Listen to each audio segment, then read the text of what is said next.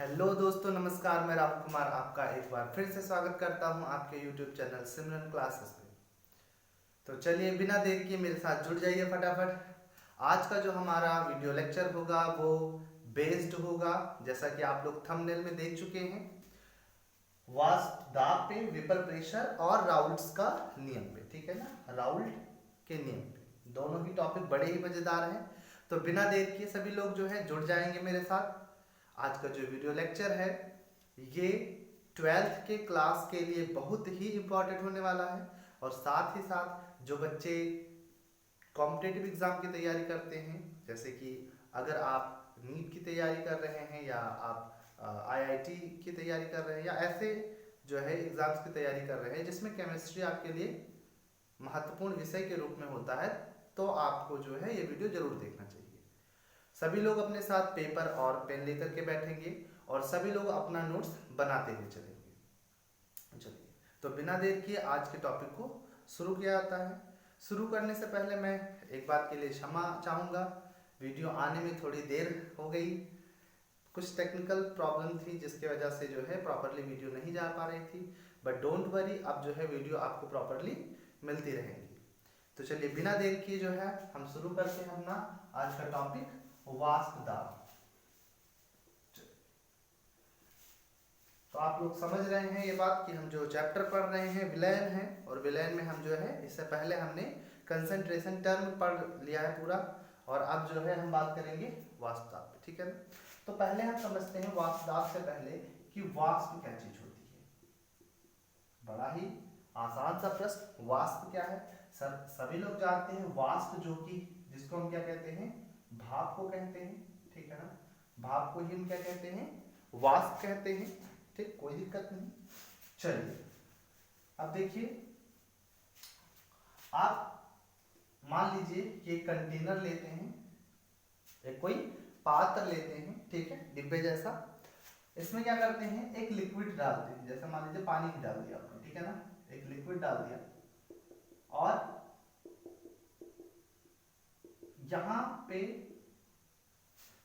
एक fix temperature है, और उस टेम्परेचर पे क्या होगा कि ये वाटर के या किसी लिक्विड के जो वाष्पशील होना चाहता है, ठीक है, सारे जो है लिक्विड्स के लिए चीज लागू नहीं होती है, जो वाष्पीकृत होना चाहते हैं उनके लिए जो मॉलिक्यूल्स हैं धीरे धीरे क्या करते हैं, वेपोरेट्स होने लगते हैं। देखिए आपका जो है एक नंबर का क्वेश्चन बोर्ड्स में पूछता है कि जो हमारा वाष्पीकरण है या जो है वेपराइजेशन है, ठीक है, वो कैसा फिनोमिना है, ठीक है, किस प्रकार की प्रक्रिया है। तो जो वाष्पीकरण होता है वो एक सरफेस फिनोमिना होता है, सतह की प्रक्रिया होती है। ठीक है, चलिए तो हम समझते हैं पहले वाष्पीकरण को। ठीक है ना, ठीक है, वाष्पीकरण क्या चीज होता है। तो देखिए, जब आप एक ऐसे कंटेनर लिए और यहाँ पर जो है आपने क्या किया, इसको थोड़ा एक फिक्स टेम्परेचर है, कहीं से इसको टेम्परेचर मिल रहा है। जैसे मान लीजिए सपोज दैट यहाँ से आपने जो है इसको टेम्परेचर देना शुरू कर दिया। ठीक है, तो होता क्या है कि जब ऐसे आप टेम्परेचर देते हैं, अच्छा यहाँ पर हम किसी फिक्स टेम्परेचर की बात करेंगे, है ना, तो बार बार हम इसको नहीं बताएंगे कि यहाँ पर जो है एक टेम्परेचर किसी को दिया जा रहा है, एक फिक्स टेम्परेचर है, एनवायरनमेंट से भी मिल सकता है। ठीक है ना, तो अब यहाँ से जो है जब टेम्परेचर देंगे तो सबसे पहले ये वाले मॉलिक्यूल्स जो होते हैं, ये वाले जो मॉलिक्यूल्स हैं, ये क्या करेंगे, एनर्जी अब्सॉर्ब करेंगे, और इनमें क्या हो जाएगा, काइनेटिक एनर्जी क्या हो जाएगा, इंक्रीज हो जाएगा। जब काइनेटिक एनर्जी बढ़ेगा तो इनमें क्या हो जाएगा, एक रैंडम मोशन शुरू हो जाता है, एक जो है ये गतिमान स्थिति में आ जाते हैं, और ये यहाँ से जो है चलते हुए सतह पर आते हैं, और यहाँ से क्या करते हैं, एस्केप कर जाते हैं, मतलब उड़ जाते हैं ऊपर। अब चूंकि ये पात्र बंद नहीं है तो भाप पूरा उड़ जाएगा। ऐसी स्थिति में जो है सतह पे कोई दाब आरोपित होगा, सर बिल्कुल नहीं होगा। ठीक है, ऐसी स्थिति में सतह पे कोई दाब नहीं आरोपित। अच्छा, यहाँ पे जो लिक्विड के मॉलिक्यूल्स गैसीय स्टेज में, जो गैसीय अवस्था में है, इसी को हम क्या कहते हैं, वाष्प कहते हैं। ठीक है, इसी को हम क्या कहते हैं, वाष्प कहते हैं, भाप कहते हैं। ठीक है ना, चलिए अब थोड़ा कंडीशन को बदलते हैं। देखिए, जब आप कोई लिक्विड रखते हैं एक बंद कंटेनर में। अब चूंकि बंद पात्र की बात करेंगे, ठीक है, एक पात्र की बात करेंगे जो कि चारों तरफ से क्या है, बंद है, और यहाँ पे क्या रखा गया है, लिक्विड, एक जो है तरल पदार्थ रखा गया है, ठीक है। तो इसमें होता क्या है, इसमें दो प्रोसेस जो है साथ साथ चलती रहती है। एक फिक्स टेम्परेचर होगा, तो फिक्स टेम्परेचर होगा तो यहाँ मान लीजिए मॉलिक्यूल्स हैं यहाँ पर, ठीक है, और जब ऐसी स्थिति में जो है क्या करेंगे, वाष्पित होंगे, ठीक है ना, तो ये जो है इन दीवारों पर लड़के साथ साथ में क्या होते रहते हैं, संघनित होते रहते हैं, ठीक है ना, ये क्या होते हैं, कंडेंस होते रहते हैं, ठीक है। इधर से क्या हो रहे हैं, ये वाष्पित हो रहे हैं, ठीक है, क्या हो रहे हैं, वाष्पित हो रहे हैं, वेपोरेट्स हो रहे हैं, और उधर से उल्टा क्या होते हैं, संघनित होते हैं। अच्छा, शुरू में क्या होता है कि जो संघनन होने का एक प्रोसेस होता है वो जीरो होता है भाई, शुरू में कंडेंस होता ही नहीं है क्योंकि ज्यादा वाष्प नहीं बनी होती है। फिर धीरे धीरे जैसे जैसे समय बीतता है, धीमे धीमे ये क्या होते हैं, वाष्पन की जो स्टेट यानी वाष्पन की जो रेट कहेंगे, वाष्पन की जो रेट है और जो संघनन की रेट है, जो दर है इनका, वो क्या होती है, बराबर हो जाती है। मतलब जो वाष्पन की प्रक्रिया होती है इनमें और जो है संघनन की प्रक्रिया इनमें क्या होता है, एक साम्य की अवस्था आ जाती है, ठीक है। अब ये बेसिक जो है फैक्ट्स हैं जो आपको पता होना चाहिए पहले। तो ये बात समझ में आई कि वाष्प जो वाष्पन की प्रक्रिया है, अभी हम क्या समझ रहे हैं, अभी हम समझ रहे हैं वाष्पीकरण, अभी हम समझ रहे हैं वाष्पीकरण, ठीक है ना। इवेपोराइजेशन क्या चीज होता है उसको हम समझ रहे हैं। तो वाष्पीकरण में क्या होता है कि जब आप कोई लिक्विड लेते हैं, ठीक है, और किसी फिक्स टेम्परेचर पे, ठीक है ना, किसी फिक्स टेम्परेचर पे वो क्या होता है, वो धीरे धीरे ऊपर जो है लिक्विड से, ठीक है, यहाँ पे क्या है, ये लिक्विड है, और लिक्विड से किस में बदलने लगता है, लिक्विड से गैस में बदलने लगता है, ठीक है। एक फिक्स टेम्परेचर पे कोई जो है लिक्विड किस में बदलने लगता है, गैस में बदलने लगता है। तो जब लिक्विड गैस में बदलता है तो इस प्रक्रिया को हम क्या कहते हैं, वाष्पन कहते हैं, ठीक है। फिर जब ये सतह पे जाता है, सतह पे टकराता है, तो धीरे धीरे क्या होता है, संघनित भी होने लगता है। तो जो हमारा वाष्पीकरण प्रक्रिया है इसमें वाष्पन भी होता है और संघनन भी जो है उसके जो है समान रूप से ही संघनन भी होता रहता है, ठीक है ना। एक प्रोसेस आती है जब वाष्पन की जो दर है वो संघनन की दर के बराबर हो जाता है, और इसी अवस्था में इस वाष्प के सतह पर इन वाष्प के अणुओं द्वारा, सॉरी, इस जल की सतह पर वाष्प के जो अणु हैं इन अणुओं के द्वारा लगाया गया जो दाब होता है इसको हम क्या बोलते हैं, वाष्प दाब कहते हैं। बात समझ में आया, ठीक है, इसी को क्या बोलते हैं, वाष्प दाब बोलते हैं, ठीक है ना। चलिए, इतनी बात समझ में आ गई सबको। चलिए, तो वाष्प दाब की डेफिनेशन क्या बनेगी, साम्यावस्था पे, साम्य नोट करिएगा सभी लोग, साम्यावस्था पर वाष्प के कणों द्वारा, साम्यावस्था पर वाष्प के कणों द्वारा द्रव की सतह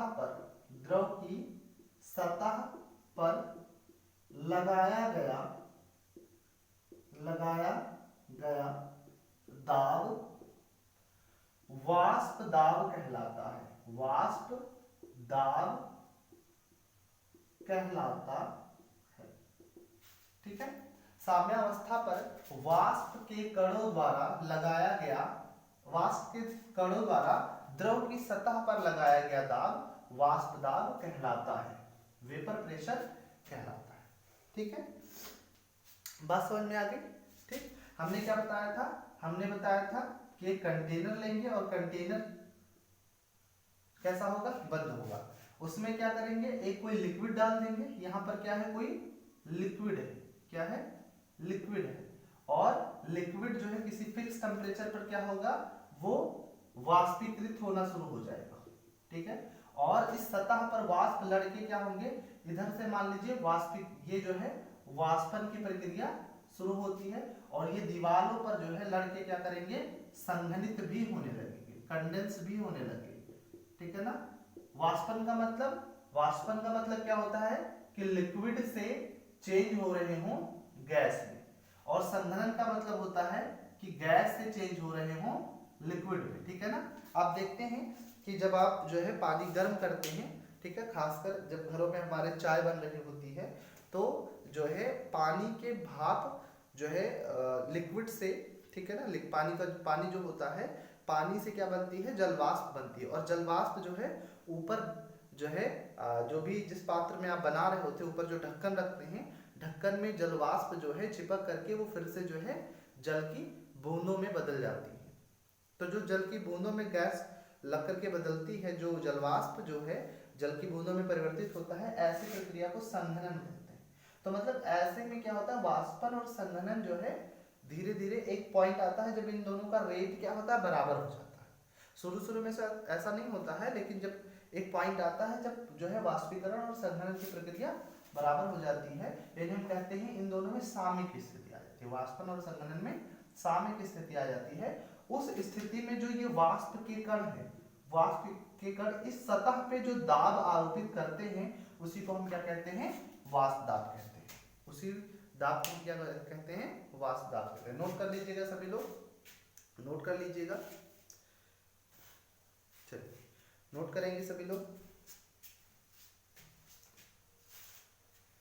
समझ में आया वाष्प दाब किसे कहते हैं। वाष्प दाब का अर्थ होता है वाष्प के द्वारा लगाया गया दाब, ठीक है, और कब, एट जो है साम्यावस्था पर, ठीक है, एट इक्विलिब्रियम। वाष्प के कणों द्वारा द्रव की सतह पे लगाया गया दाब क्या कहलाता है, वाष्प दाब कहलाता है। चलिए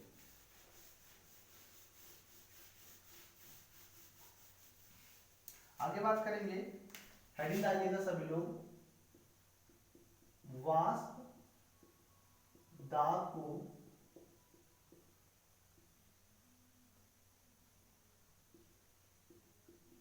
प्रभावित करने वाले कारक, वाष्प दाब को प्रभावित करने वाले कारक, फैक्टर अफेक्टिंग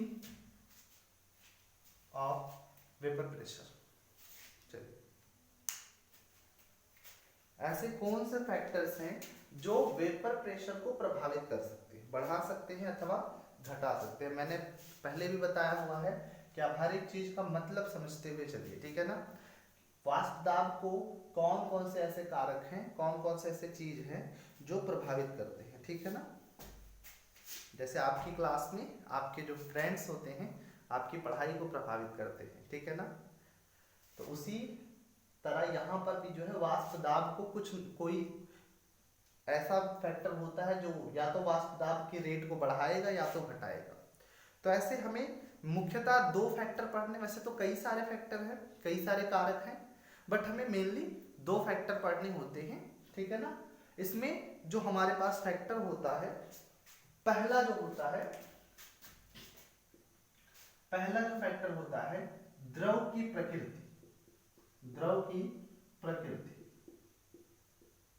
ठीक है ना, नेचर ऑफ लिक्विड का नेचर कैसा है,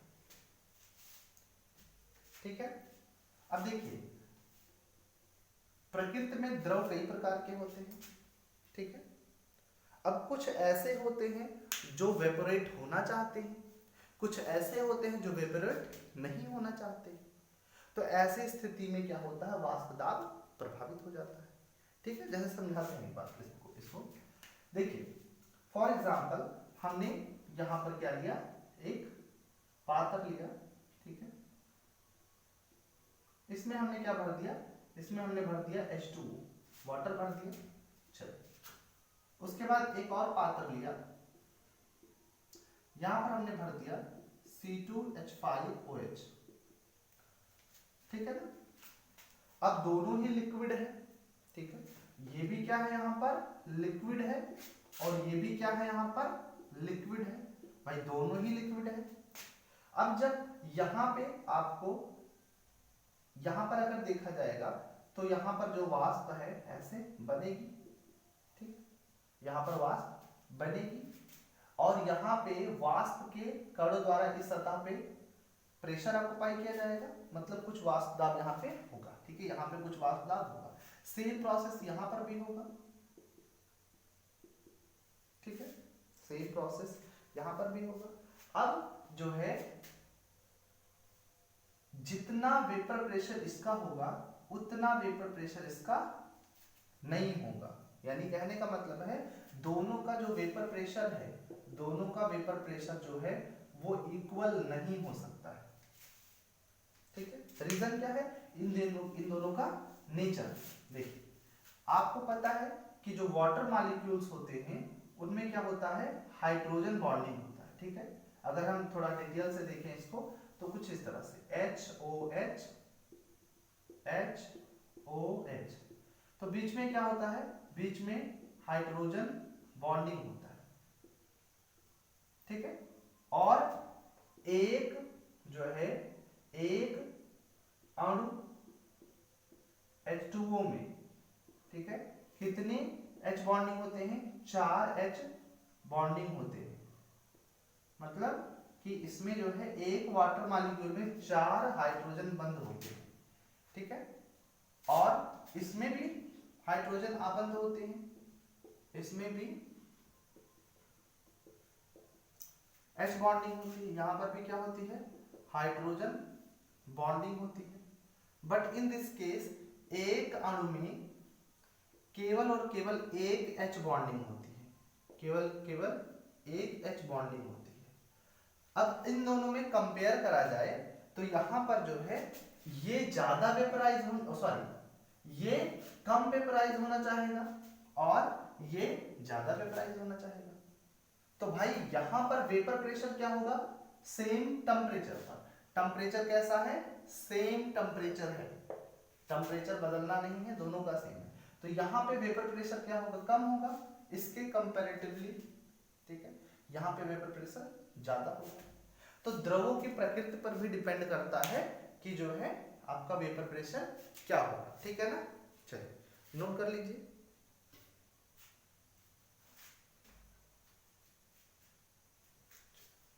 इसी तरह से जो लिक्विड होते हैं उनके बीच जो अंतरा आणविक आकर्षण बल होते हैं, ठीक है, तो पहला तो आपने देखा, ठीक है। एक और देख लेते हैं, द्रवों के बीच जो अंतरा आणविक बल होता है, ठीक है, जिस द्रव में ये बल दुर्बल होता है, जिस द्रव में ये बल कैसा होता है, दुर्बल होता है, वो जल्दी से वेपरेट करना चाहिए, ठीक है ना। वो जल्दी से, जैसे मान लीजिए एक कंटेनर आपने लिया और यहाँ पर मॉलिक्यूल्स हैं, एक लिक्विड कोई आपने ले लिया है और अब यहाँ पे आप जो है ये काइनेटिक एनर्जी इनको मिल रही है, बट इनके बीच का जो फोर्स है वो बहुत ज्यादा है, नीचे भी कोई है तो इनके बीच का फोर्स बहुत ज्यादा है, ठीक है। बढ़िया से अच्छे से पकड़ रखेंगे, छोड़ ही नहीं रहे, तो ये फिर ऊपर जा ही नहीं पाएगा, मतलब वेपराइजेशन की जो प्रक्रिया है, वाष्पीकरण की प्रक्रिया नहीं हो पाएगी या कम हो पाएगी। बट अगर कहें कि इनके बीच कोई फोर्स ही नहीं है, मतलब ना के बराबर या है भी तो बहुत कम है, तो जब बहुत कम होगी तो आसानी से क्या होंगे, छूट जाएंगे, और जब आसानी से छूट जाएंगे तो ये ऐसे ऊपर वाष्प के रूप में जो है उड़ जाएगा और फिर जो है यहाँ पर सतह पे वाष्प दाब आरोपित करेगा। तो अब जो है कंपैरेटिवली ये ज्यादा वाष्पित होंगे, मतलब अगर अंतरा आणविक बल क्या होता है, दुर्बल होता है, ठीक है, कमजोर होता है, तो वाष्प दाब क्या होता है, वाष्प दाब अधिक होता है, ठीक है। यानी जब हमारा इंटर मॉलिक्यूलर फोर्स, ठीक है ना, inter molecular force of attraction, ठीक है, या सीधा सीधा लिख लेते हैं, अंतर या अंतरा आणविक आकर्षण बल जब अधिक होता है तब वाष्प दाब क्या होता है, वाष्प दाब क्या होता है, कम होता है, ठीक है। अंतरा आणविक आकर्षण बल ज्यादा होगा तो वाष्प दाब क्या होगा, कम होगा। लेकिन जब अंतरा आणविक आकर्षण बल, ठीक है, या कहीं अंतर आणविक आकर्षण बल कहते हैं, आकर्षण बल जब कम होगा तब वाष्प दाब क्या होगा, अधिक होगा। तब वाष्प दाब, वीपी मतलब वेपर प्रेशर, ठीक है, वीपी मतलब वेपर प्रेशर, तो वेपर प्रेशर क्या होगा, ज्यादा होगा। जब अंतरा आणविक आकर्षण बल क्या होगा, दुर्बल होगा, तो उनका जो है वाष्प दाब क्या होगा, अधिक होगा। ठीक है ना, सभी लोग नोट करते हुए चलेंगे। फॉर एग्जाम्पल देखते हैं, फॉर एग्जाम्पल जो है हमारे पास, हम डाई एथिल ईथर को ले लेते हैं, C2H5O, और जो है एक इथेनॉल को ले लेते हैं। इन दोनों में जो है इसका वाष्प दाब क्या होता है, अधिक होता है। ठीक है ना, ठीक, vapour pressure of diethyl ether और वेपर प्रेशर ऑफ इथेनॉल, तो इसमें इसका वेपर प्रेशर क्या होता है, ज्यादा होता है, और इसका वेपर प्रेशर क्या होता है, कम होता है। रीजन क्या है कि इनके बीच जो आकर्षण बल है वो क्या होता है, दुर्बल होता है। इनके बीच आकर्षण बल दुर्बल होता है और इनके बीच आकर्षण बल क्या होता है, प्रबल होता है। ठीक है ना, नोट करेंगे, ठीक, नोट करिएगा, फटाफट नोट करेंगे सभी लोग। चलिए, तो ये बात समझ में आई कि द्रव की प्रकृति कैसी होगी, जब अंतरा आणविक बल अधिक होगा तो वाष्प दाब कम हो जाएगा, जब अंतरा आणविक बल कम होगा तो वाष्प दाब अधिक हो जाएगा। रीजन आपको पता चल गया। रीजन क्या है कि अगर फोर्स ज्यादा होगा तो जो मॉलिक्यूल्स है वो छोड़कर जा ही नहीं पाएंगे, तो जिस वजह से जो है आपके पास यहाँ पर जो है वेपराइजेशन कम होता है, तो वाष्प दाब भी कम हो जाएगा। ठीक है, जब वेपर ही नहीं बनेंगे तो दाब भी नहीं आरोपित होगा। और इससे पहले वाला आपने देखा कि नेचर पे भी डिपेंड करता है, कौन वाष्पित होना चाह रहा है। भाई ये भी तो है कि कौन वाष्पित होना चाह रहा है, दोनों बात एक ही है, अलग अलग तरह से कहेगी बात। चलिए नोट करिएगा, मत जा रहे हैं, फटाफट नोट कर लीजिए। चलिए, अब दूसरा जो बात है इसको भी देख ले रहे हैं। दूसरा जो फैक्टर है, ठीक है, ताप, ठीक है ना, टेम्परेचर, टेम्परेचर तापमान। ठीक है, दूसरा जो फैक्टर है आपको दो ही पढ़ने हैं, पहला द्रव की प्रकृति और दूसरा ताप। तो देखिए जब भी जो है लिक्विड का टेम्परेचर ज्यादा होगा, ठीक है ना, यानी हम दूसरे शब्दों में कहें तो ताप जो होता है वो व्युत्क्रमानुपाती होता है। ठीक है ना, किसके, वाष्प दाब की, ठीक है, नहीं सॉरी, समानुपाती होता है वाष्प दाब की। यानी जो है जब हम क्या करेंगे, किसी भी लिक्विड का टेम्परेचर बढ़ाएंगे, ठीक है, तो टेम्परेचर बढ़ाने से क्या होता है, मॉलिक्यूल्स के बीच जो है काइनेटिक एनर्जी बढ़ जाती है। जैसे मान लीजिए यहाँ पर हमने एक कंटेनर लिया, ठीक है ना, कंटेनर लिया और जो है यहाँ पर एक लिक्विड रख दिया, क्या रख दिया, लिक्विड रख दिया ऐसे। अब जब हम यहाँ पर टेम्परेचर बढ़ा देंगे, ठीक है, गैस जला रखी है और गैस को बढ़ा दे रहे हैं, ठीक है ना, या बर्नर कह लीजिए, कुछ भी कह लीजिए, तो अगर उसको हम बढ़ा दे रहे हैं तो इससे होगा क्या, इससे जो मॉलिक्यूल यहाँ पर है, जो मॉलिक्यूल यहाँ पर है, इनमें जो काइनेटिक एनर्जी होगी उसका मान क्या हो जाएगा, इंक्रीज करना शुरू हो जाएगा, और ये अधिक एनर्जी पा करके यहाँ से लड़ झगड़ के किसी तरह जो है सतह पे आएंगे, और यहाँ पर आने के बाद में क्या हो जाएंगे, स्केप कर जाएंगे, मतलब यहाँ से निकल जाएंगे। और चूंकि अगर कंटेनर हमारा बंद है तो ये फिर आकर क्या करेंगे, प्रेशर ऑक्युपाई करेंगे। ठीक है, आगे की प्रोसेस जानते हैं सभी। तो जैसे टेम्परेचर बढ़ेगा इनके बीच काइनेटिक एनर्जी भी बढ़ेगी। ठीक है, आप जानते हैं जब मॉलिक्यूल्स के बीच में एनर्जी होती है तो उनमें मोशन क्या होता है, मोशन अधिक हो जाता है। ठीक है ना, आप सभी लोग जानते होंगे, क्लास में वही बच्चा शांत रहता है जो अच्छे से लंच नहीं करके आया होता है। देखते हैं मॉर्निंग में आते हैं आप, ठीक है, मॉर्निंग में आते हैं, बढ़िया से लंच करके आते हैं, खा पी के आते हैं, तो जो है आप शांत नहीं रहते, जब आपके पास एनर्जी रहती है, स्टेबल नहीं रहते। ठीक है, कहीं उसको पीटा, उसका बैग फेंका, ठीक है ना, उसको तंग किया।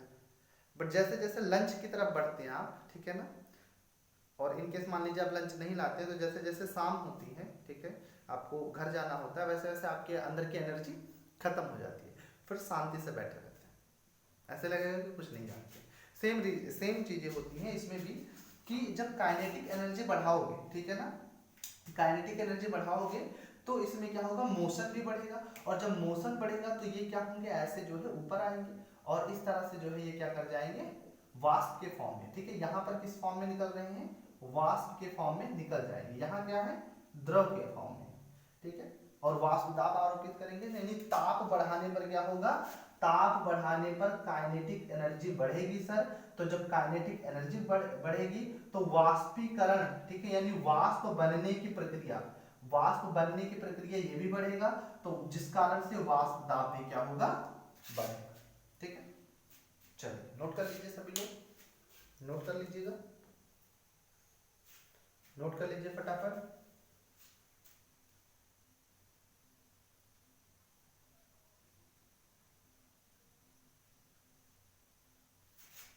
मिटाया जाए। तो इस तरह से दो फैक्टर होते हैं जो कि प्रभावित करते हैं वाष्प दाब को।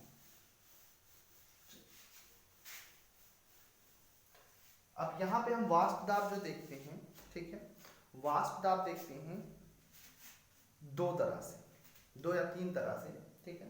क्योंकि जो हम सॉल्यूशन बना रहे हैं उसमें जो है दो तरह से, एक तो हम जो है सॉल्यूशन बनाएंगे, तो जो सब्सटेंस मिलाएंगे, जो पदार्थ मिलाएंगे, एक तो होगा ऐसा पदार्थ मिलाएंगे जब वो पदार्थ में से दोनों कंपोनेंट, भाई एक सॉल्यूट होगा एक सॉल्वेंट होगा, दोनों कैसे होंगे, वाष्पीकृत होना चाहेंगे, जिनमें टेंडेंसी होगी वाष्पीकृत होने की, और एक होगा जिसमें कोई टेंडेंसी ही नहीं होगी वाष्पीकृत होने की। तो जब हमारा ऐसा जो है सॉल्यूशन बने कि जब दोनों जो है कंपोनेंट्स की टेंडेंसी हो इवोपरेट करने की, तो उनको हम कहते हैं वोलेटाइल सॉल्यूशन, ठीक है। यानी जब हम एक कंडीशन होगा जब हमारा सॉल्यूशन कैसा होगा, वोलेटाइल होगा, और दूसरा कंडीशन होगा जब हमारा सॉल्यूशन क्या होगा, नॉन वोलेटाइल होगा। तो अभी जो हम पढ़ेंगे वो द्रव विलयनों का जो है वाष्प दाब, ठीक है ना। अभी जो हम पढ़ने वाले हैं द्रव विलयनों का वाष्प दाब, ठीक है। चलिए शुरू करते हैं इसमें। तो मेरे साथ सभी लोग हेडिंग लगाएंगे।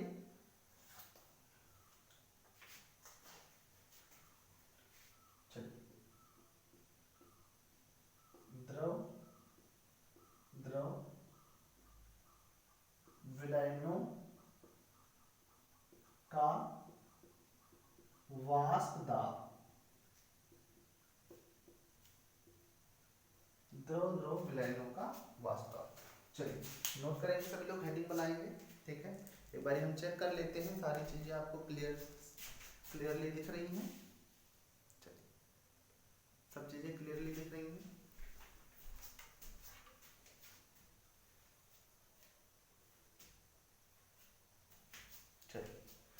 अब देखिएगा, अगर हम जो है, अब यहाँ पे द्रव का मतलब हुआ एक हमारा क्या होगा, विलेय होगा, और एक क्या होगा, विलायक होगा। किसी को भी विलेय मान लीजिए, किसी को विलायक, ठीक है। आपको इससे पहले वाले जो है वीडियो लेक्चर में बताया जा चुका है कि कैसे पहचाने विलेय, कैसे पहचाने विलायक, ठीक है ना। तो अब जो है मान लीजिए हम कोई ऐसा सॉल्यूशन बना रहे हैं, ठीक है ना, ऐसा कोई सॉल्यूशन बना रहे हैं जिसमें जो सॉल्यूट है, जो विलेय है वो भी द्रव है, और जो विलायक है वो भी द्रव है, और दोनों कंपोनेंट की टेंडेंसी है कि वो दोनों ही वाष्पीकृत होंगे, यानी दोनों के वजह से वाष्प दाब होगा, ठीक है, दोनों की वजह से वाष्प दाब होगा। थोड़ा सा समझते हैं, चलिए। जैसे मान लीजिए यहाँ पर हम जो है एक कंटेनर लेते हैं, ठीक है, कंटेनर मतलब डिब्बा, ठीक है, ध्यान रखिएगा। यहाँ पर कंटेनर लेते हैं, ठीक है। तो कंटेनर जो हम ले रहे हैं, यहाँ पर यूज कर रहे हैं कंटेनर, उसमें अभी हमने क्या भरा है, अभी हमने कोई एक द्रव में से कोई एक लिया, मान लीजिए हमने विलेय लिया, ठीक है, और कोई चीज नहीं मिलाई है, ठीक है। यहाँ पे मान लीजिए हमने क्या मिलाया है, एक लिक्विड है, द्रव पहला है, ठीक है, ए, ए को मिलाया है, ए यहाँ पर पूरा है, तो यहाँ पर जो वाष्प दाब होगा, ठीक है ना, यहाँ पर जो भाप बनेंगे, यहाँ पर जो वाष्प बनेंगे वो किसके होंगे, ए के वाष्प होंगे, ठीक है। यहाँ पर जो वाष्प बनेगा वो किसका वाष्प होगा, ए का होगा, ठीक है। तो इस पर जो प्रेशर आएगा, ठीक है ना, यानी जो है यहाँ पर पहले वाले कंटेनर में, ठीक है, जो वाष्प दाब होगा, ठीक है, यानी ए के द्वारा जो वाष्प दाब होगा, वाष्प दाब, ठीक है, वो क्या होगा, पी नॉट ए होगा। पी नॉट का मतलब यहाँ पे हुआ कि अकेले ए के द्वारा वाष्प दाब आ रहा है, मतलब ए जो है शुद्ध अवस्था में है, ठीक है, बात समझ में आया। और एक लेते हैं, और यहाँ पे जो मॉलिक्यूल है, यहाँ पे जो मॉलिक्यूल आ रहे हैं वो खाली और खाली ए के हैं, तो ऊपर जो हमारे वाष्प जाएंगे वो भी किसके होंगे, ए के होंगे। यहाँ पर हम लेते हैं द्रव बी, दूसरा द्रव लेते हैं, तो यहाँ पर जो हमारे मॉलिक्यूल्स होंगे, यहाँ पर किसके मॉलिक्यूल होंगे, बी के मॉलिक्यूल होंगे। तो बी के मॉलिक्यूल होंगे तो जो भाप बनेगी, जो वाष्प बनेगा वो किसका बनेगा, बी का बनेगा, ठीक है। जो यहाँ भाप होंगे वो किसके होंगे, बी के होंगे, यानी यहाँ पर जो है बी के द्वारा, ठीक है, जो वाष्प दाब है, वाष्प दाब क्या होगा, पी नॉट बी होगा, पी नॉट बी होगा। अब इसको हमने क्या किया, मिला दिया, तो हमारा क्या बन गया, जस्ट थिंक कि हमारा क्या बन गया, एक विलेन, क्या बन गया, विलेन, वेरी गुड, ठीक है, विलेन बन गया। जैसे आप लोग बनाते हैं, थोड़ा सा चीनी लिए, थोड़ा सा पानी लिए, बट यहाँ पर केस क्या है, यहाँ पे चीनी पानी का केस नहीं है, यहाँ पर केस है कि दोनों लिक्विड है, ठीक है ना। जैसे थोड़ा सा दूध लिए, उसमें से थोड़ा पानी मिला लिए, ठीक है, और जाके बेच के आ गए, बेचना नहीं है, यहाँ पढ़ना है। तो आप देख रहे हैं यहाँ पर जो मॉलिक्यूल्स होंगे वो किस किस चीज के होंगे, ए के भी हैं, बी के भी हैं, ए भी है, बी भी है। तो यहाँ पर जो वेपर बनेगा, जो भाप बनेगी, ठीक है ना, भाप बनेगी। अच्छा ये क्या चीज है, अब ये विलयन हो गया, अब ये शुद्ध अवस्था नहीं, ये विलयन है, विलयन में ए भी है और बी भी है, ठीक है, ए बी को हमने अब मिलाया। तो अब जो हमारा प्रेशर बना, सॉरी, जो हमारा भाप है, जो वाष्प बनी है, वाष्प में ए भी है और बी भी है, ठीक है ना। तो जब ए और बी है तो यहाँ पे विलयन में वाष्प दाब जो होगा, वाष्प दाब, तो भाई अब देखो, अगर ए है और बी है तो ए के द्वारा, अब देखो ध्यान से, विलयन में ए के द्वारा वाष्प दाब, अब यहां पर ए के द्वारा जो वाष्प दाब होगा वो क्या हो जाएगा, पी ए, और विलयन में बी के द्वारा वाष्प दाब, बी के द्वारा जो वाष्प दाब हो जाएगा वो हो जाएगा पीबी, बी के द्वारा जो वाष्प दाब हो जाएगा वो हो जाएगा पीबी, ठीक है। यानी जो विलयन में वाष्प दाब है, विलयन का वाष्प दाब, विलयन का वाष्प दाब है, वो वाष्प दाब इसको हम पी से लिख लें तो वो ए के द्वारा भी डाला गया वाष्प दाब होगा और जमा बी के द्वारा भी, ठीक है, ये विलयन का टोटल वाष्प दाब होगा। बात समझ में आई, ठीक है। जब हमने ए अकेले ए लिया था तो जो भाप बन रही थी वो अकेले ए की बन रही थी, जिस कारण से जो दाब आ रहा था ऊपर वो अकेले ए का आ रहा था, तो यानी शुद्ध अवस्था में है ये ए जो है, ये भाई साहब प्योर है, ये प्योर है। तो जब ये प्योर है तो इसके लिए हमने लिखा ए द्वारा वाष्प दाब पी नॉट ऑफ ए, ठीक है। क्या लिखा हमने, पी नॉट ऑफ ए, सभी लोग साथ में बोलेंगे पी नॉट ऑफ ए। और जब बी हमने अकेले लिया तो जो भाप बन रही थी वो बी की बन रही थी, और जो वाष्प दाब आ रहा था वो किसके वजह से आ रहा था, बी के वजह से आ रहा था। तो बी के द्वारा वाष्प दाब अब इस समय क्या है, पी नॉट ऑफ बी, यानी अकेले बी के द्वारा क्या है, पी नॉट ऑफ बी, ठीक है। सभी लोग बोलेंगे पी नॉट ऑफ बी। चलिए अब जब इसको हमने क्या करा, मिला दिया, क्या कर दिया, मिला दिया, ठीक है, मिले तुम मिले हम, ठीक है ना। जब मिला दिया गया तो अब यहाँ ए भी आ गया, बी भी आ गया, ए भी आ गया, बी भी आ गया। सर यहाँ कंसंट्रेशन जो है यहाँ पर ध्यान नहीं रखना है, ठीक है ना। अभी हम कंसंट्रेशन के बारे में बात नहीं कर रहे हैं, कोई भी क्वांटिटी में सबको मिलाया है, ठीक है ना, डजंट मैटर, कोई भी क्वांटिटी में मिलाया गया, क्योंकि यहाँ विलय विलय की बात नहीं कर रहे हैं, ठीक है। हमने कह दिया यहाँ पे मान लीजिए कोई एक विलय है, कोई एक विलायक है, ठीक है। चलिए अब देखिएगा, तो यहाँ पर ए बी दोनों हैं, ठीक है ना। तो अब जो वाष्प बनेगी ए की भी बनेगी और जो बी की भी बनेगी, भाई दोनों वाष्पीकृत होना चाह रहे हैं, ठीक है, दोनों की टेंडेंसी है कि दोनों वाष्पित होंगे, ठीक है। तो अब जो दाब आएगा वो ए के द्वारा जो वाष्प दाब होगा उसको कहा जाएगा पी ए। क्या कहा जाएगा, पी ए, क्योंकि अब प्योर नहीं है, पी नॉट ऑफ ए नहीं कहा जाएगा, अब प्योर नहीं है। अब इसको हम क्या कहेंगे, इसको आंशिक वाष्प दाब कहेंगे। क्या कहेंगे, यहाँ पर जो पी ए है ये है आंशिक वाष्प दाब, ध्यान रखिए, आंशिक वाष्प दाब।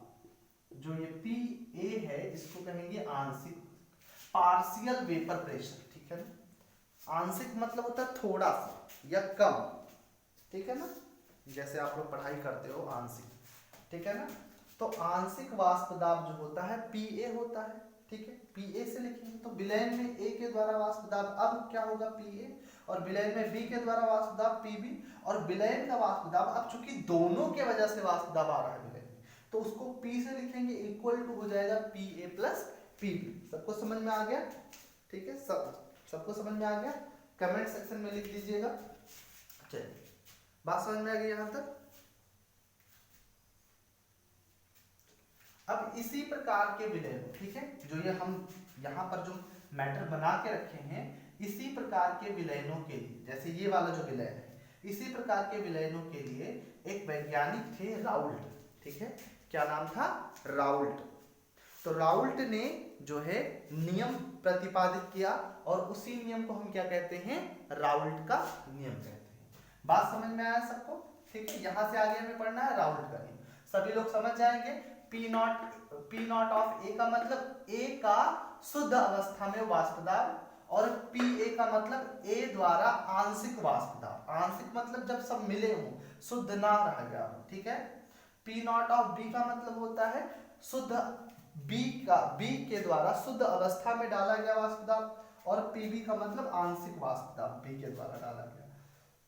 यहाँ पे पी मतलब है कुल वाष्प दाब, इक्वल टू है पी ए जमा पी बी, ठीक है ना। चलिए मिटाया जाए,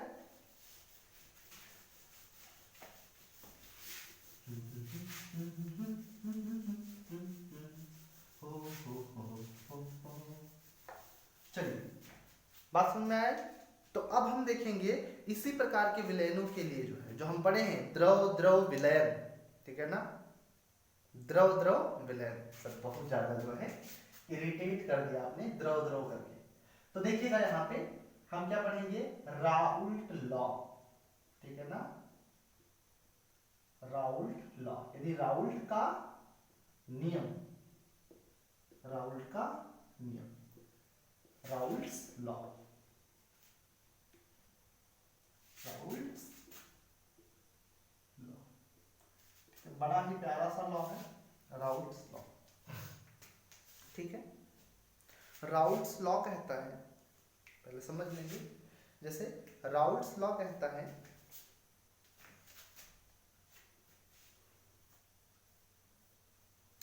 मान लीजिए ये कंटेनर है, कंटेनर क्या, पहले भी बताया, कंटेनर मतलब कोई पात्र, ठीक है, बंद कंटेनर है, बंद सा डिब्बा है, ठीक है। तो कोई कंटेनर है, इसमें क्या रखा गया है, लिक्विड रखा गया है, ठीक है ना, लिक्विड रखा गया है ऐसे, ठीक। अब यहाँ पर जब इसके वाष्प बनेंगे, समथिंग मान लीजिए कि ये है ए, इसके वाष्प बनेंगे तो ये ए का वाष्प हो, ठीक। सभी लोग समझ में आ रहा है इसको,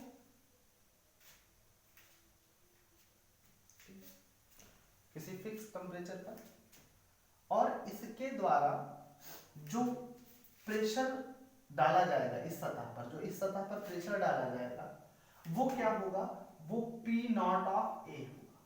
ठीक, तो राउल्ट ने बताया कि किसी स्थिर ताप पर, ठीक है, किसी फिक्स टेम्परेचर पर, एट अ फिक्स टेम्परेचर, किसी स्थिर ताप पर विलयन के किसी वाष्पशील अवयव द्वारा, ठीक है, ऐसे अवयव जो वाष्पशील होना चाहते हो, वाष्पशील अवयव द्वारा, ठीक है, या वाष्पशील घटक द्वारा, ठीक है, जो विलयन की सतह पे डाला गया वाष्प दाब होता है। ठीक है, विलयन की सतह पे डाला गया वाष्प दाब जो है वो उसके मोल भिन्न के समानुपाती होता है। ठीक है, तो जो है ये यहां पर विलयन है तो A भी होगा B भी होगा, तो जो A के लिए कहा जाएगा, A के लिए बताया इन्होंने कि जो इसका वाष्प दाब है वो समानुपाती होगा इसके मोल भिन्न की। ठीक है, इस बात को थोड़ा समझते हैं लिख करके। इन्होंने क्या बताया था, राउल्ट के नियम ने बताया कि स्थिर ताप पर, ठीक है, स्थिर ताप पर किसी विलयन के, नोट कर लीजिएगा सभी लोग, किसी विलयन के वाष्पशील घटक, ठीक है ना, वाष्पशील घटक के द्वारा डाला गया वाष्प दाब उसके मोल प्रभाज या मोल भिन्न के समानुपाती होता है। ठीक है ना,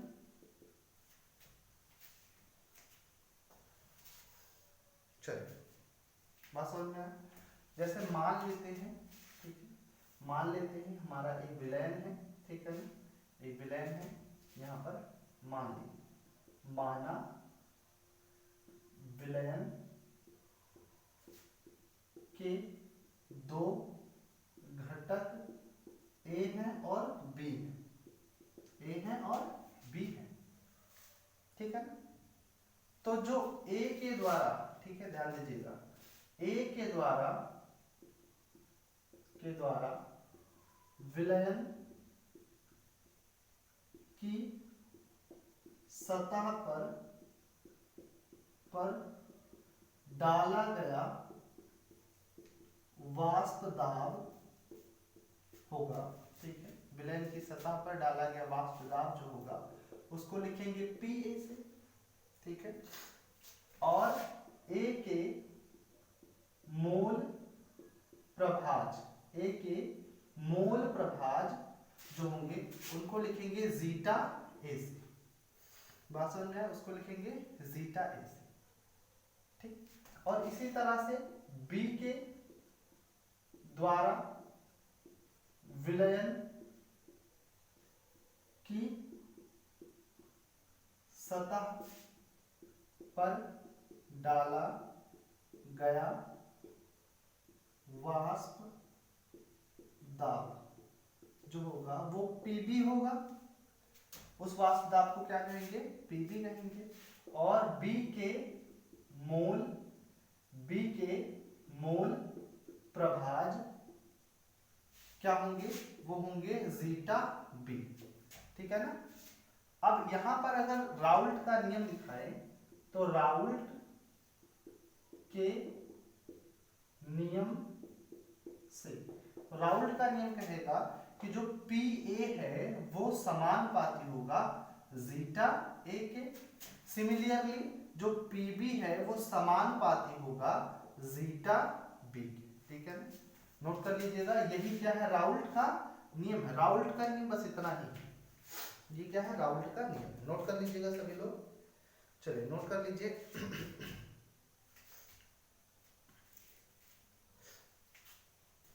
नोट कर लेंगे फटाफट सारी चीजें आपको क्लियरली दिख रही हैं? चलिए ठीक है, सारी चीजें एकदम से क्लियर है।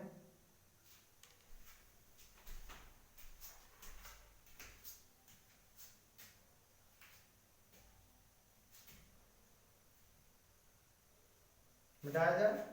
चलिए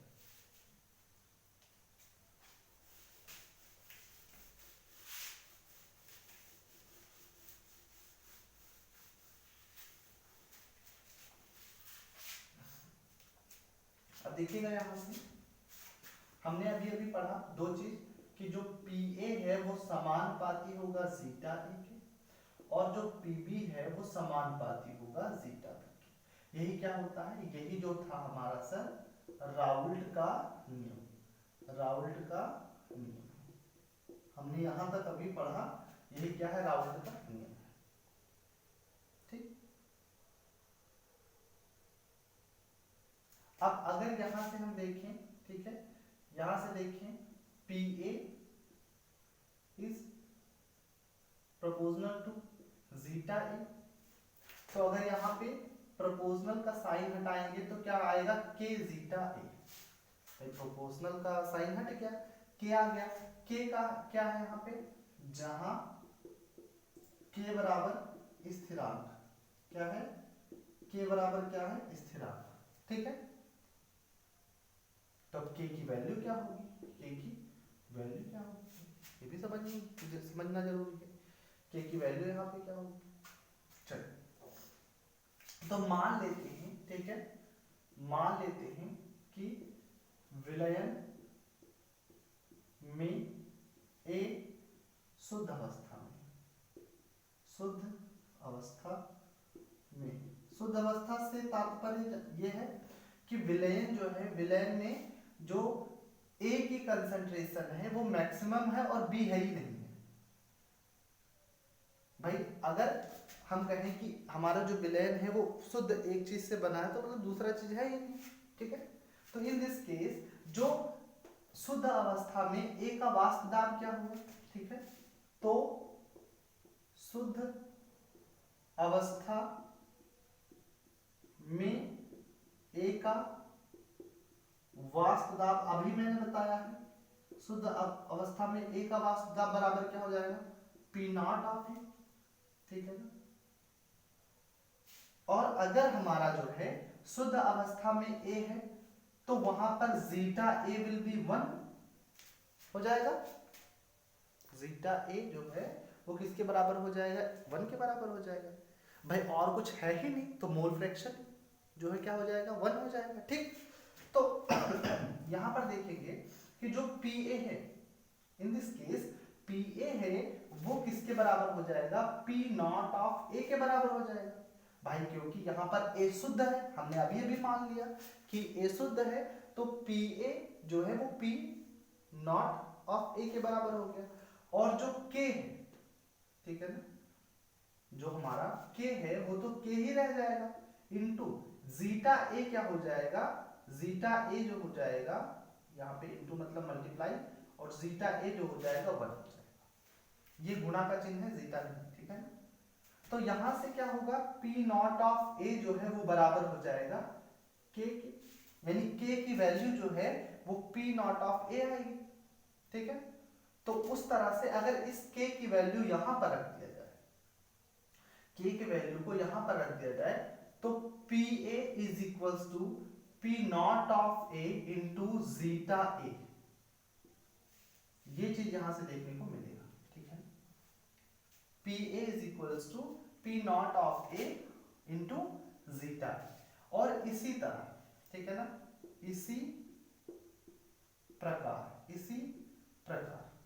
इसी प्रकार हम देखेंगे कि जो PB होगा वो भी बराबर हो जाएगा P not of B into zeta B के।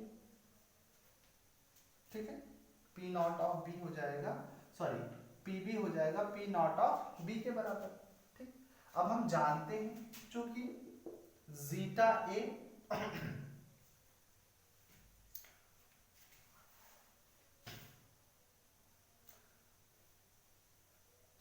तो ये दोनों का है। अब चूंकि हमें विलयन का वाष्प दाब लेना है, ठीक है, चूंकि वाष्प दाब। अब यहाँ से हमें खाली सूत्र मिलेगा, राउल्ट नियम तो यही तक है बस। अब आगे हमें सूत्र मिलेगा, विलयन का वाष्प दाब जो P होगा वो क्या होगा, PA प्लस PB, ठीक है ना। हम जानते हैं PA जो है वो किसके बराबर है, P not of A into zeta A plus PB किसके बराबर है, P not of B into zeta B के बराबर, ठीक है। अब यहां से हमें पता है, यहां से एक बात हमें क्लियर है कि हमने पढ़ रखा है चूंकि जो जीटा A होता है प्लस जीटा B होता है वो बराबर 1 होता है, ठीक है। तो यहां से हमारे पास जीटा A बराबर हो जाएगा 1 माइनस जीटा B, ठीक है ना। जो जीटा A हो जाएगा वो 1 माइनस जीटा B हो जाएगा भाई, ठीक है। थोड़ी बहुत मैथमेटिक्स आप सबको आती है। जीटा B को प्लस के साइन से इधर लाओगे बराबर के इधर, तो जीटा माइनस के साइन पर हो जाएगा, जीटा माइनस B, तो सॉरी जीटा B माइनस के साइन पे हो जाएगा, 1 माइनस जीटा B हो जाएगा। अब इसी चीज को उठा के यहाँ रख दो तो हम पाएंगे कि P नॉट ऑफ A, ठीक है ना, ये हो जाएगा 1 minus zeta B plus P not of B into zeta B। और यहाँ जब इसको सॉल्व करेंगे तो इसका मल्टीप्लाई इससे होगा तो हो जाएगा P नॉट ऑफ A, ठीक है ना, भाई बन जाएगा तो वही हो जाएगा, ठीक है। जैसे हम अगर लिखते हैं 2A माइनस B, तो मतलब इसका मल्टीप्लाई इससे करें तो 2A माइनस 2B, सेम जो है यहाँ पर भी होगा। और P का मल्टीप्लाई जीटा B के साथ करेंगे तो minus P not A, P not of A का जो है मल्टीप्लाई जीटा B के साथ करेंगे into zeta B plus zeta P not of B into zeta B। इस चीज को थोड़ा बदल के लिखते हैं, ठीक है। इसको पहले लिखते हैं तो P नॉट ऑफ B पहले आ जाएगा, इसी चीज को यहाँ लिख रहे हैं, इस चीज को यहाँ लिख रहे हैं, तो P not of B into zeta B, फिर आएगा आपका ये देखिए, फिर ये आएगा minus P not of A into zeta B plus P not of A, इसी चीज को घुमा के लिख दिया है। अब देखो इन दोनों टर्म में जीटा B कॉमन है, ठीक है, जीटा B कॉमन है तो हम कहेंगे जीटा B बाहर ले लिया हमने, P not of B minus P not of A plus P not of A, एक स्ट्रेट लाइन का इक्वेशन बन गया, ठीक है ना, एक स्ट्रेट लाइन का इक्वेशन बन गया। अब यहां से, ठीक है, यहां से हम ग्राफ देखेंगे, नोट कर लीजिएगा सभी लोग। अब ये सब आपका तो याद होना चाहिए, ये चीज और कभी कभी ये चीज, ठीक है ना। चलिए नोट करिएगा, सभी लोग नोट करेंगे फटाफट, नोट कर लीजिए।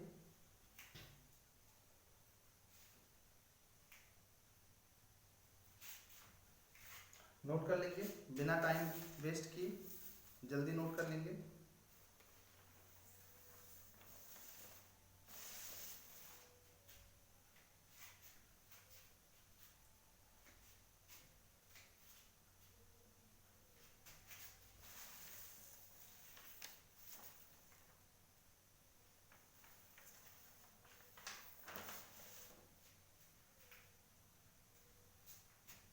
मिटाया जाए, चलिए यहीं पर ग्राफ देख ले रहे हैं।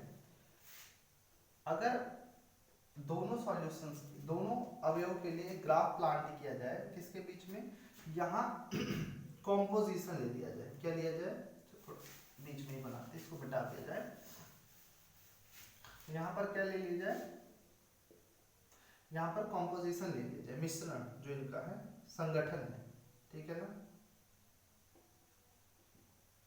यहाँ पर संगठन ले लिया जाए, ठीक है। और यहाँ पर क्या ले लिया जाए, यहाँ पर वेपर प्रेशर ले लिया जाए, ठीक है, यहाँ पर क्या ले लिया जाए, वेपर प्रेशर। तो यहाँ से अगर देखेंगे, यहाँ पर हम A का शुरू करते हैं, तो यहाँ पर हम कहते हैं कि जब हमारे पास जीटा, यहाँ पर मान लीजिए यहाँ पर हमारे पास क्या है, यहाँ पर जो A का मोल फ्रैक्शन है यानी जीटा A, ठीक है, यहाँ पर क्या है, विल बी 1, मान लिया जाता है कि यहाँ पर जो है हमारे पास जीटा ए है, तो यहाँ इसका मतलब वो ये प्योर सॉल्यूशन प्योर ए है, यहाँ पे जो है कंसंट्रेशन क्या है प्योर ए के लिए है। तो हमारे पास जो जीटा बी हो जाएगा वो क्या हो जाएगा, जीरो हो जाएगा। और हम कंसीडर करते हैं कि जैसे यहाँ पर जो है क्या करा जा रहा है, यहाँ पर जैसे जैसे इधर आगे बढ़ रहे हैं वैसे वैसे हम ए को कम करते जा रहे हैं, बी को मिलाते जा रहे हैं। तो धीमे धीमे जब यहाँ पहुंचेंगे तो जीटा हमारा ए जो है वो क्या हो जाएगा, जीरो हो जाएगा, और जीटा बी हमारा क्या हो जाएगा, वन हो जाएगा। अच्छा, जब जीटा ए है, zeta A is equal to one है, तो मतलब उसमें ए ही अकेला है, ए ही के मोल फ्रैक्शन है। तो अब वहां पर जो प्रेशर होगा, वेपर प्रेशर, वो क्या हो जाएगा, पी नॉट ऑफ ए हो जाएगा, पी नॉट ऑफ ए हो जाएगा। ठीक, और जो है ये लाइन कैसे बनेगी, इस तरह से बनेगी, जैसे जैसे इधर हम चल रहे हैं जीटा ए बढ़ रहा है, प्रेशर भी धीरे धीरे बढ़ रहा है, और जब यहाँ ऐसे धीरे धीरे यहाँ आएंगे, जब जीटा बी एक हो जाएगा, तो यानी अब खाली जो विलयन है, विलयन में केवल केवल बी है, ए है ही नहीं। तो अब यहाँ पर इसका जो है प्रेशर क्या हो जाएगा, यहाँ पर इसका जो है पी नॉट ऑफ बी हो जाएगा। ठीक है, पी नॉट ऑफ बी हो जाएगा। तो इसका जो है ग्राफ यहाँ पर ऐसे बनेगा। और जब यानी जो ये बना है ये क्या है, ये हमारा जो है ये पी नॉट ऑफ ए, ठीक है, यहाँ पे क्या है पी नॉट ऑफ ए, मतलब अगर हम लिखेंगे पी ए, यहाँ पर लिखें इक्वल टू, तो P not of A into zeta A, और ये जो ग्राफ बन रहा है ये क्या है, P B is equal to P not of B into zeta B.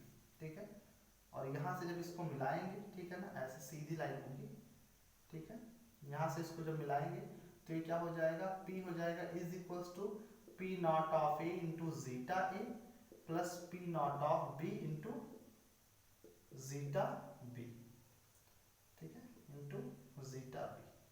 तो ये ग्राफ प्लॉट होगा, इसमें सभी लोग ध्यान रखिएगा इस बात को, ठीक है, ध्यान रखेंगे। ठीक है, सारी चीजें दिखाई दे रही हैं क्लियरली, सारी चीजें क्लियरली दिखाई दे रही हैं।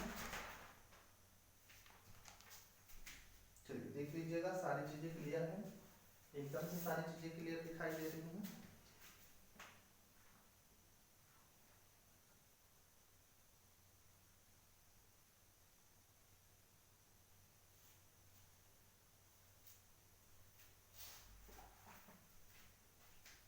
बढ़िया, चलिए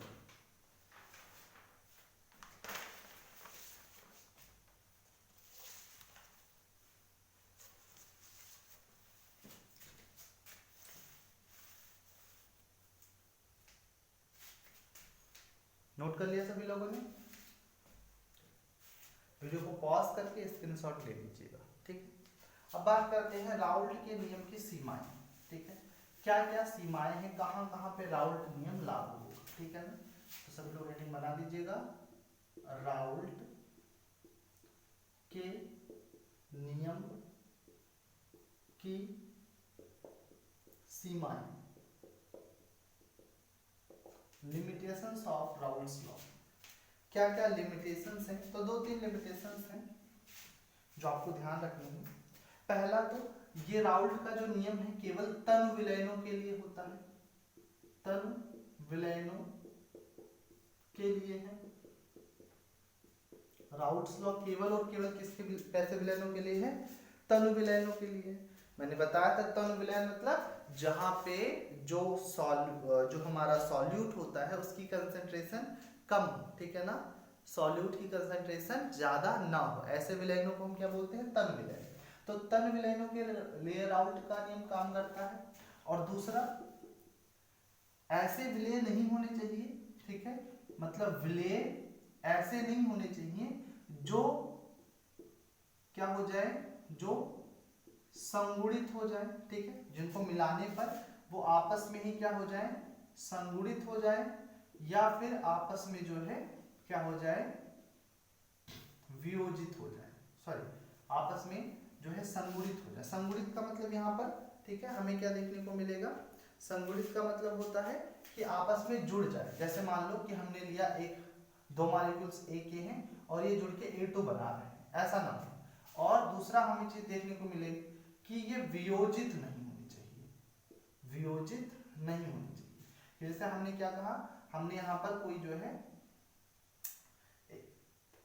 जैसे सपोज दैट कि हम जो है NaCl लेते हैं, तो ये जो है ये क्या होते हैं, ये NaCl क्या हो जा रहे हैं, Na+ और जो है Cl- के फॉर्म में टूट जा रहे हैं, ठीक है ना। Na+ और Cl- के फॉर्म में टूट जा रहे हैं, ऐसे नहीं होने चाहिए, ठीक है, ऐसे नहीं होने चाहिए। ना तो वियोजित होना चाहिए, ना तो संगुणित होना चाहिए, ठीक है। ऐसे जो है विलयों के लिए राउल्ट का नियम काम नहीं करता है, ठीक। चलिए, तो अब इस पर जो है हम एक प्यारा सा सवाल देखते हैं, ठीक है, और सवाल से जो है अपने इस लेक्चर को जो है समाप्त करते हैं। आई होप आपको जो है राउल्ट्स लॉ अच्छे से समझ में आया होगा। तो अगर आपको अच्छे से समझ में आया है तो अभी जो है वीडियो को शेयर कर दीजिए, लाइक कर दीजिए और चैनल को सब्सक्राइब कर दीजिए। चलिए, तो आपके लिए क्वेश्चन लेकर आए हैं।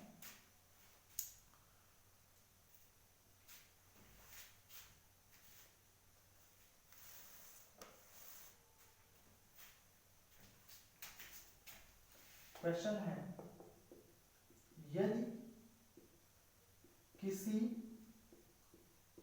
ताप पर शुद्ध बेंजीन का वाष्प दाब 0.128 या 0.0128 बार तथा शुद्ध टॉलुइन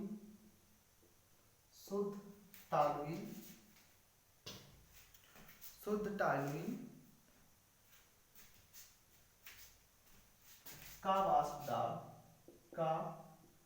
वाष्प दाब 0.04628 बार हो, ठीक है ना। किसी ताप पर शुद्ध बेंजीन का वाष्प दाब इतना है और शुद्ध टॉलुइन का वाष्प दाब इतना है, ठीक है, तथा हो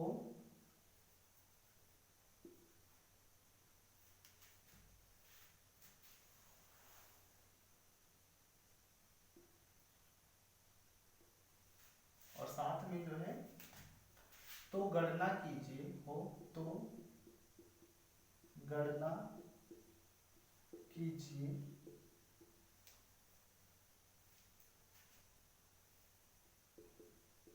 विलयन में,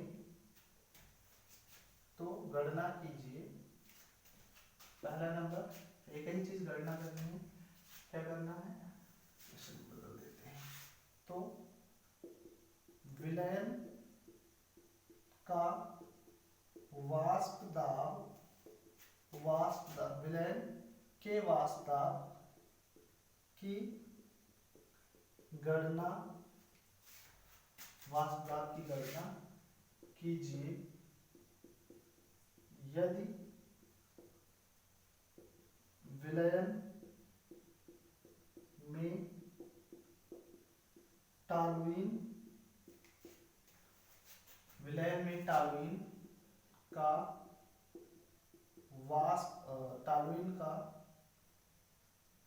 मोल प्रभाज 0.30 है। चलिए, वीडियो को पॉज करिएगा, तुरंत जो है लगा के दिखाइएगा, क्वेश्चन को सॉल्व करके दिखाइए। वीडियो को पॉज कर लेंगे। अच्छा सा सवाल है राउल्ट लॉ पर, एक सीधा सवाल है, ठीक है, कोई ज्यादा नहीं है।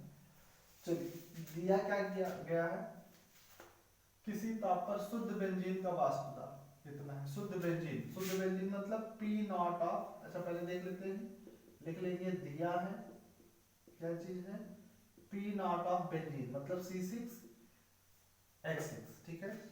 शुद्ध बेंजीन का जो वाष्प दाब है दिया है 0.0128 बार, ठीक है ना। और क्या चीज दिया है शुद्ध टॉलुइन मतलब P नॉट ऑफ C6H5CH3, इसका दिया हुआ है 0.04628 बार। ठीक है, यहां पर हमें गणना क्या करना है, P की गणना करनी है। P सॉल्यूशन लिख लेते हैं या P ही लिख लेते हैं, ठीक है, कुल वाष्प दाब की गणना करनी है। और टॉलुइन का मोल प्रभाव जीटा C6H5CH3 दे रखा है 0.30। अब आपने पढ़ रखा है चूंकि जीटा, अब दो चीज है तो C6H5CH3 इक्वल टू हो जाएगा 1 माइनस जीटा C6H6, पढ़ रखे हैं, 1 माइनस 0.30 इक्वल टू हो जाएगा 0.70। दूसरे का जीटा पता चल गया। अब आपको पता है PA इज इक्वल टू क्या होगा, चूंकि PA इज इक्वल टू होगा P not of A into zeta A।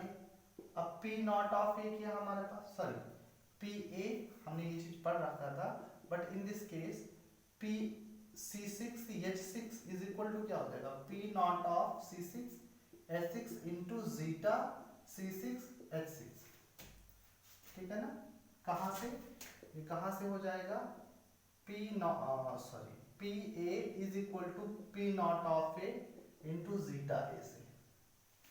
ठीक, अब यहां से हम देखेंगे तो हमारे पास P नॉट ऑफ बेंजीन क्या है 0.0128 इतना, और इनटू इसका मोल फ्रैक्शन कितना है, इसका मोल फ्रैक्शन हमारे पास सॉरी ये तो दे रखा है, यहाँ पे ध्यान देते हैं, ये तो टॉलुइन का दे रखा है, हमें जीटा निकालना है C6H6 का, तो 1 माइनस जीटा C6H5CH3 हो जाएगा, तो ये हो जाएगा 1 माइनस 0.30 इक्वल टू 0.70। ठीक है ना, तो अब यहाँ पर जो है, यहाँ पर हमारे पास क्या हो जाएगा इंटू 0.70। अब इसको जब मल्टीप्लाई करेंगे तो 7 8 56, 7 दूनी 14 और 14 और 5 19, 7 एकम 7 और 1 8, ठीक है ना, 2 और 4 6, पहले 1 2 3 4 5 6, ठीक है ना, 10 नंबर लगा दिए, यानी आएगा 0.000896 इतना आएगा इसका। ठीक है, सही करा मैंने, 7 8 56 की 6 से 5, 7 19 14, 14 5 19 के 9 से 1, 7 1 7 1, ठीक, 4 पहले 2, ठीक है ना। चलिए इतना आ गया, ये इसका जो है प्रेशर। इसी तरह से हमारे पास P C6H5CH3 के लिए हो जाएगा, ये हो जाएगा P नॉट ऑफ C6H5CH3 मतलब टॉलुइन हो जाएगा, इंटू जीटा जो है टॉलुइन C6H5CH3।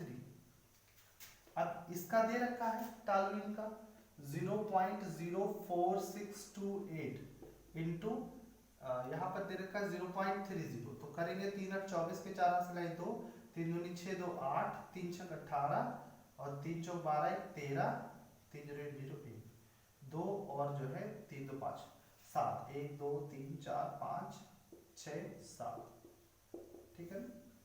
अब हमें पता करना है P, ठीक है, सॉल्यूशन तो इक्वल टू हो जाएगा P C6H6, ठीक है ना, प्लस P C6H5CH3।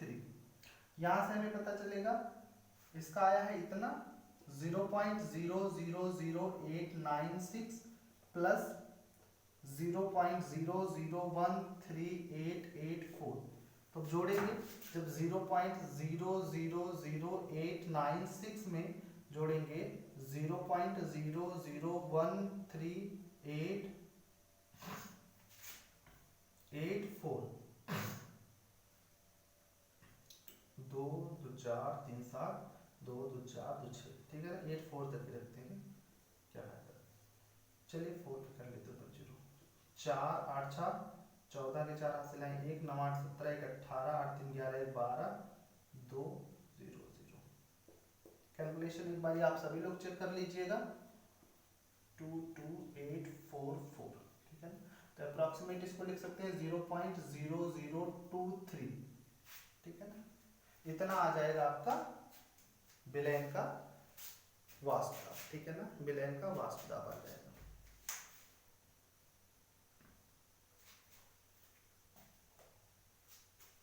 चलिए डेटा एक बार चेक कर लीजिएगा, कैलकुलेशन एक बार देख लीजिएगा आप सभी लोग। तो इस तरह से जो है आज का जो है हमारा टॉपिक यहाँ पे समाप्त होता है। अगर आपको वीडियो हेल्पफुल लगती है, आपको टॉपिक पसंद आ रहे हैं, तो आप प्लीज़ चैनल को सब्सक्राइब करिएगा, वीडियो को लाइक करिएगा और शेयर करिएगा। और भी जो आपको आपका क्वेश्चन हो, जो आपका न्यूमेरिकल हो, आप जो है नीचे कमेंट सेक्शन में व्हाट्सएप नंबर दिया होता है, वहाँ आप उस व्हाट्सएप नंबर पे जो है मैसेज करके आप उसका उत्तर जान सकते हैं, ठीक है। आपका कोई सुझाव हो उसको भी जो है आप भेज सकते हैं। तो आज का जो है टॉपिक यहाँ समाप्त होता है। अब कल फिर मिलते हैं एक नए टॉपिक के साथ में। तब तक के लिए good night, take care, bye bye.